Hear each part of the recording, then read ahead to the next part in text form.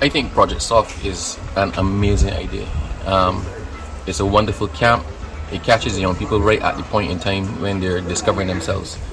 We all know what it's like to be 11 and 12. And your transition from being a child to being a teenager and a young adult.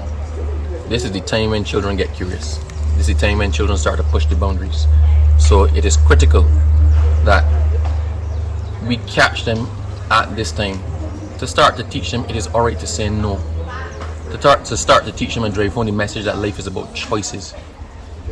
To teach them that you cannot control something somebody else does, but you can always control what it is that you do. When we had childhood friends, we all came up together. We were all at the same stage. I mean, there really was no danger in between the friends you had at 4 years old and probably the friends you had at 9 or 10. But as you start to shift now, the friends you're making at secondary school, you didn't come up with. You don't know a lot about them. And this is the time, as I said, when you're exploring yourself. So this is the time when children have to understand that choices have consequences. And what you do now may actually determine your entire future. So I love to come to this camp. And as you all know, I at the end of it open up the questions to ask, to let the kids ask me anything they want to ask me. And it's instructive. Because you realize that nobody wanted to ask the question initially.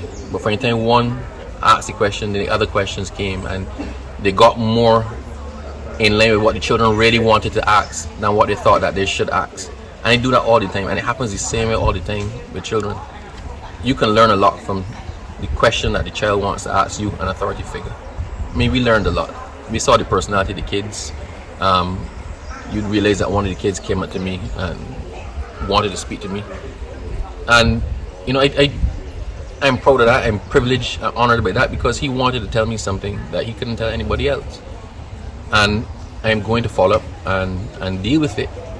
But it is that level of trust that we're trying to engender in our young people. That you don't have all the answers. You will be uncertain. You will have questions. Who are the people that you can ask the questions of? And you know, there's a part of this that the parents need to be responsible too. You parents have to understand and remember when you were 11 and 12 years old what you were going through. It is worse now for the children today. There are a lot more choices, a lot more influences. When one of the young ladies there asked about social media, right? Should she go on TikTok? We need to stop telling children that things are bad. I asked the question, is a knife good or bad? Everybody said bad. But immediately, as we point out, you need a knife to cut and cut chicken. Then it became knives are good. So on a further explanation, knives can be good or bad. We need to be careful with our messaging to children. The reality is that things like social media are here. They're here. The children are going to participate in them.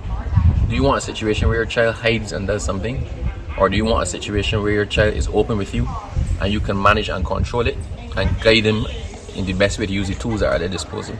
So, having said all of that, it has been a long week for me, and I can think of no better end to my week than to be here this morning to interact with the kids, for them to ask me who's in the house right now, to give me the salute, right? And I feel that I have made some of them stop and think.